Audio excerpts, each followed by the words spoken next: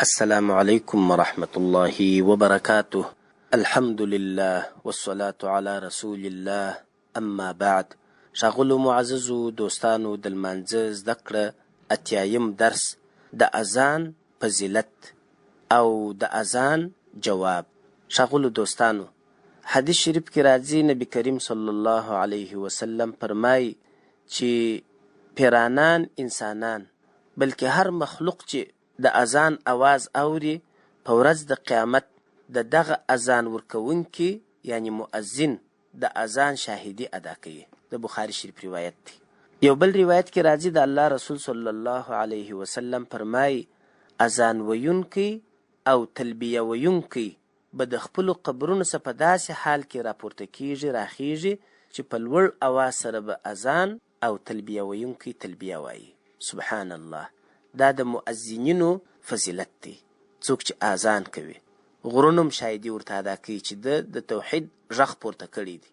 بلګونه و درختې و لرګي و دیوالونه به هم شاهدي باندې ادا کوي.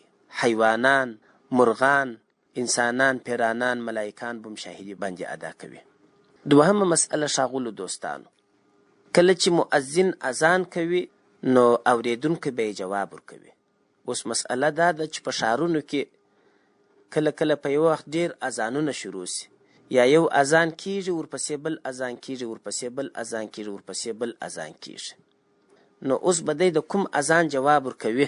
فقهای کرام فرمایي وایي د هغه اذان جواب ورکوي چې دته تر ټولو نږدې دی، یا په اصطلاح د محلې د مؤذن د اذان جواب ورکوي. دا خو بیا بله خبره د ښاغلو دوستانو، که سړی د یوه اذان جواب ورکړي او بیا بل اذان اوري بیا یې په توان کې وي چې د هغه جواب ورکړي، دا بهتره خبره ده. او بله دا خبره ډیره بهتره ده چې د یوه اذان اورېدو او جواب ورکولو وروسته کله چې نور اذانونه وي د هغو د ادب او احترام په خاطر باندې هم بانډار او خبرې پرېږدي، خاموشي اختیار کړي. دوهمه مسئله ښاغلو دوستانو، د اذان جواب ورکول سنت دی. علماء کرام فرمایي چې د اذان جواب دوه قسمه دی، یو قولی جواب دی او یو عملی جواب دی. قولی جواب ادا دی چې هغه الله اکبر الله اکبر وایي، ته په جواب کې الله اکبر الله اکبر ورسره ووایه. او عملی جواب ادا دی ښاغلو دوستانو چې سړی نور ټول کارونه تر شا کړي او بس د اذان ولوري ته متوجه سي او لمانځه ته تیاري وکړي او دس شروع کې او یا د مسجد لوري ته رجوع وکړي. دا د اذان عملی جواب دی.